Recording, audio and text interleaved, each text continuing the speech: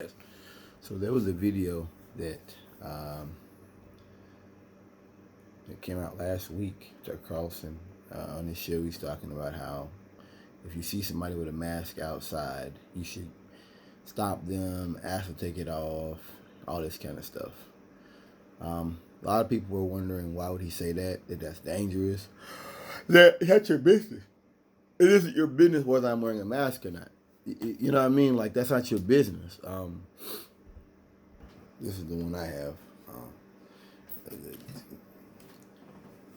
The fabric masks they're talking about, when they are soaked in water, they leach harmful chemicals. That's a concern.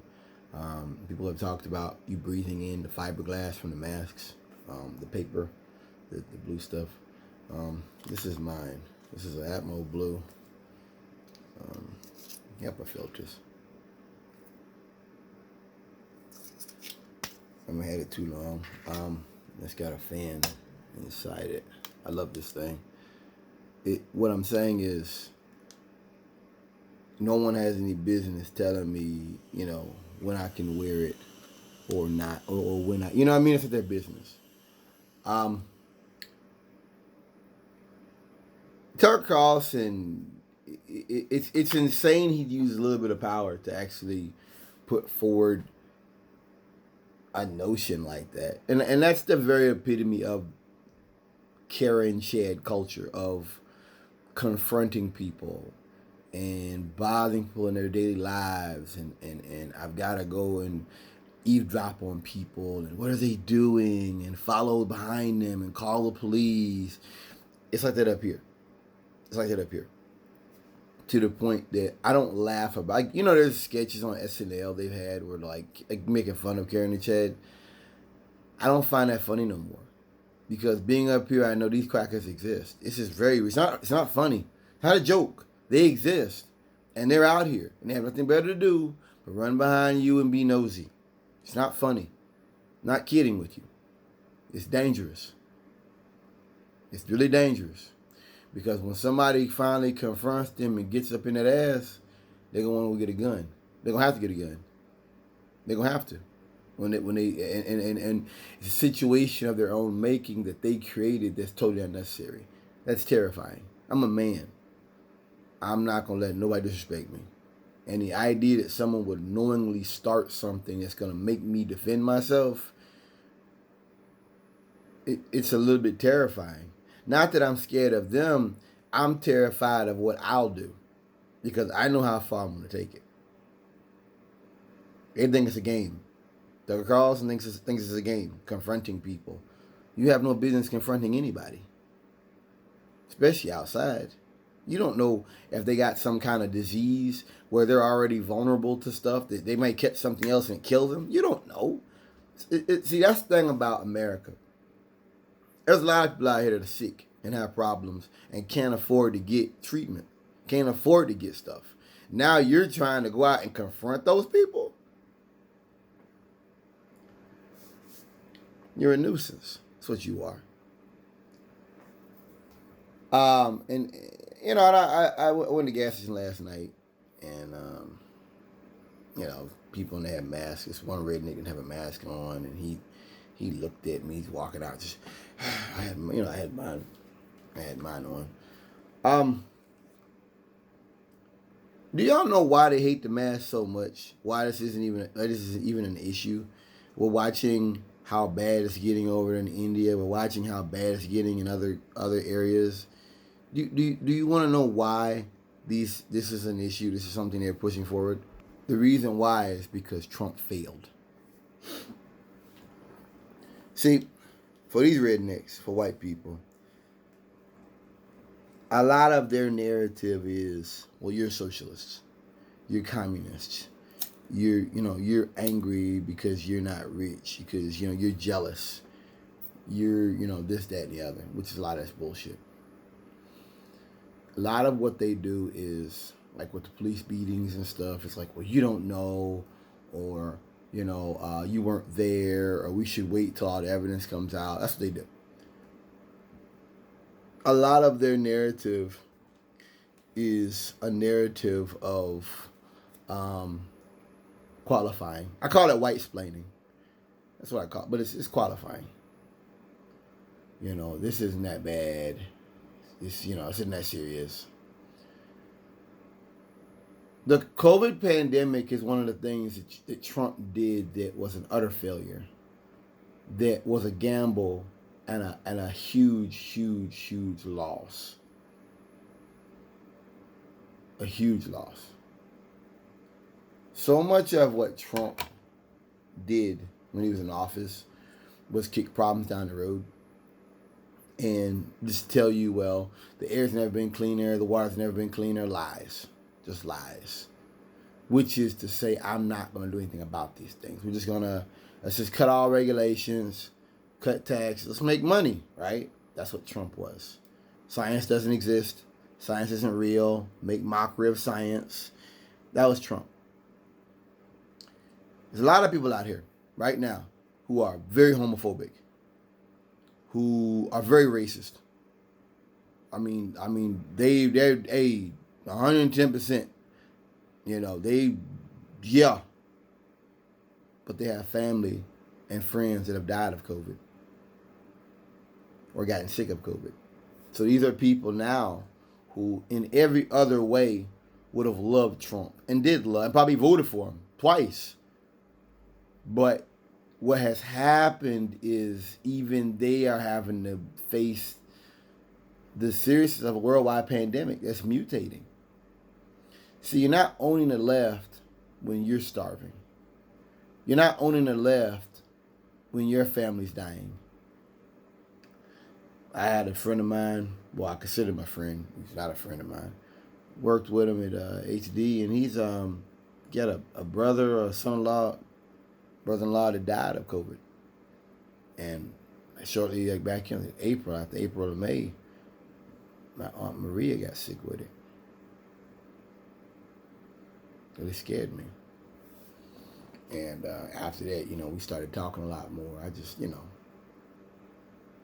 really bothered me. I stand on the subject. I'm just saying that it's what Trump did. He's a all or nothing. That's what he is. He's gonna bet the house every time. He's gonna bet the whole pot the whole time, every time.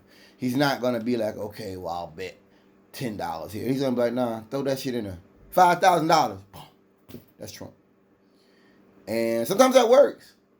A lot of what Trump did, I think, was bully tactics. Like he'd be like the JCPOA pulling out. I guess he thought everybody would pull out behind him. They didn't. Everybody stayed in. There's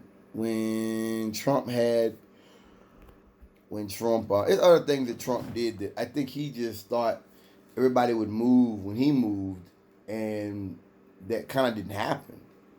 Which is crazy. JCPOA, let's be clear, was not an American deal. That was a deal Iran made with the whole world. Let's understand this. That's what that was. There was no, and that in and of itself shows you American arrogance too, doesn't it? That they would look at a deal like that and say, only we matter. I think that's crazy that Americans would look at a deal that Iran made with the whole world and be like, well, only we matter. Only our opinion really. Like that to me, that's sickness. That is sort of, that mindset is sort of putrid. That a deal they made with the rest of the world, you just say, now we're going to pull out of it.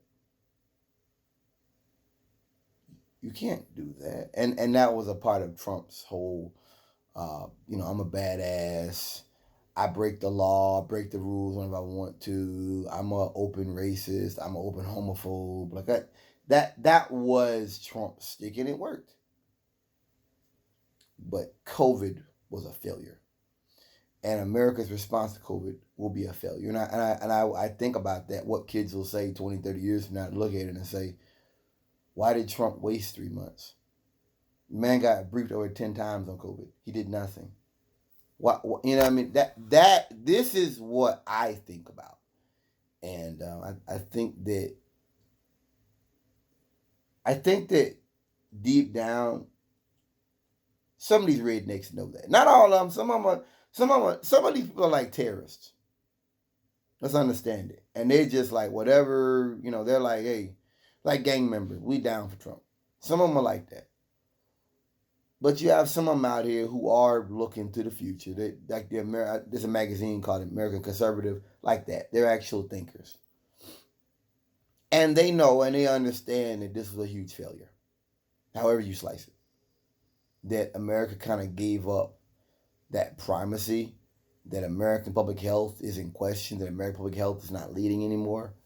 You had the Sputnik 5 come out. That thing is awesome. It's kicking ass. That the Russians won. They beat us on that. You got China doing this space stuff. America's falling behind. And what Trump basically was pushing is that's okay. We're going to go back to coal mining. Folks, the coal jobs ain't coming back. And the places that they will continue, guess what? That's going to be automated. See, I feel bad for these crackers. I feel bad for their children. Not them. I feel bad for their children because they're raising their children in a world that doesn't exist. And it won't exist 20 years from now. I know that. But I can tell you that world they're talking about doesn't exist. I've talked about it. Germany's gonna phase out coal by the end of the decade. Probably before then. You see what I'm talking about? And Trump's talking about coal. He was talking about coal when he was president. This is I just think the Trump presidency cemented the fact that America as an empire is done. It's over with. And that was important. And that's kind of what I wanted. I said when he ran back in 2016 that, obviously over Hillary Clinton, I wanted Trump to, I kind of supported him. I didn't vote for him. I supported him because I knew Trump's way was a way of chaos. Now, I didn't know what I know now about maybe a sociopath, but I knew his way is one of chaos. And I knew that if Trump can inspire chaos, controversy, and confusion within NATO, well then, that means that people will lose faith in it. So next time America wages a war on the basis of a lie, maybe people won't follow them. That kind of happened. I didn't expect COVID, but that kind of happened. That actually happened as far as people losing faith. And I don't like the idea that with Joe Biden we should just go, no. I've spoke about it before. Trump lit a fire. The gas was already there. The accelerant was already there. But Trump lit a fire. And that fire ain't out. It's still here. And it's dangerous. It's actually more dangerous now because in a way they're like ISIS, Al-Qaeda. These people are willing to die for their idea of America. I talk about it often. I want to make that clear. I don't want anybody to die of COVID or these strains that are coming out, these mutations. I don't want anybody to die. I don't celebrate people dying of it. I don't want anybody to die of these things. It's sad and it's tragic. And I recognize as an adult, as a man, that just because someone I don't like catches COVID, what about their families? What about their children? What about people that are depending on them? What about elderly people that are depending upon them? See, that's how I think. That's how an adult thinks. I may not like you, but it doesn't mean I want you to die. I'm not filled with hate. Those people that were out there with the guns and the masks back in March and April, and bulletproof vests, and they were at the hospitals blocking the ambulances and all that stuff, those folks are filled with hatred. And that showed you, I didn't understand it then, I understand it now, that they're willing to die for the America they believe in. That's the difference. You must understand that. This Joe Biden, he's running for office tomorrow, you ain't uniting with that. You're not uniting with people who think black people aren't human. And that transgender people should be murdered. And you're not uniting with that. And if you try to, that's weakness. That's weakness. I don't think anybody can unite the country because we don't what's going on in America is a willful ignorance of facts, of basic facts. You understand? It would be like saying no. I'm not even going to try to qualify it. You can't do that. Can't do that. Now I'd like to read you something here to end this with, just to give you an idea of the seriousness of the times we live in, and how you can't unite with people who are reactionary bigots and who are choosing to ignore the realities of the society we live in. They are choosing to acknowledge, they're choosing to ignore climate change. They're choosing to ignore basic facts that we know have been proven already. NOAA's new normal. Climate report is anything but normal. It's saying that maps show a warmer and wetter nation. It's also the specific geographic pattern of these changes. Let's see. It's showing the warmer temperatures the U.S. has experienced. Showing the normals, what was normal a century ago. The difference is clear. Seen in red from coast to coast. Excuse me. Not going to read all of it. Every 10 years, they release a new set of climate normals based upon 30-year, what's it called?